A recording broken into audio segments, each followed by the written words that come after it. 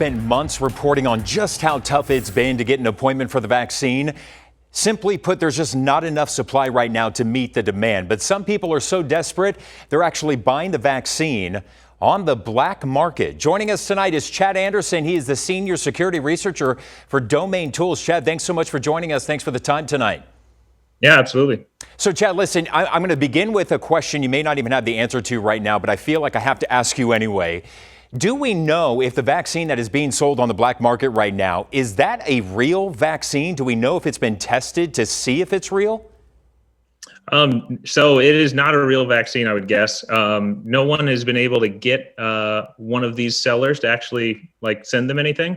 So it looks like it's just a scam market for now. But that's what happens. People put things on the dark web and try and make some money off of it. Yeah, they're preying on the desperation right now of so many people. How did you discover that it was even being sold on the dark web?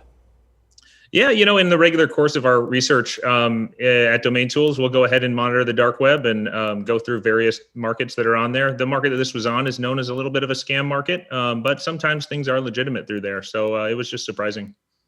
Why is this kind of research so important? And then what do you do with this information? Yeah, so we're tracking everything from, cybercrime to nation state actors, everything in between.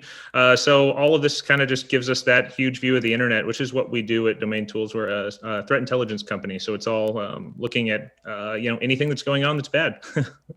So there's a lot of bad things that can happen. We're talking about this vaccine on the black market. In addition to this, what kind of other trends or scams have you noticed when it comes to the pandemic in particular? Yeah, we've been tracking the registration of domains that have malicious sites behind them since the beginning of the pandemic. And of course, we saw a huge rise of that in the beginning, hundreds of thousands of domains with various scams trying to take advantage of people. And then it comes with the vaccine things most recently. Now we're seeing COVID cards being sold, vaccination cards.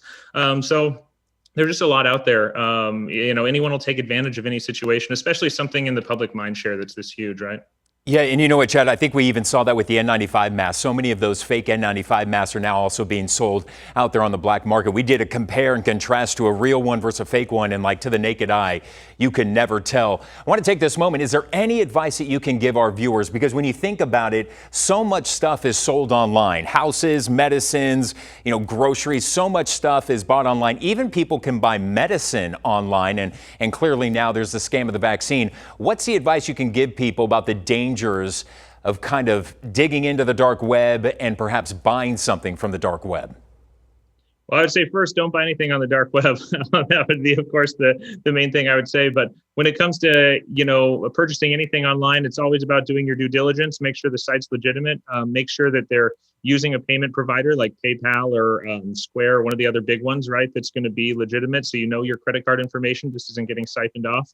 At the end of the day, it's about all of the general best practices, using a password manager, all of that to have different passwords on sites. But it's all the general hygiene for people staying safe online. Very well done, very well put, and never wire money. We know that from our Three on Your Side team.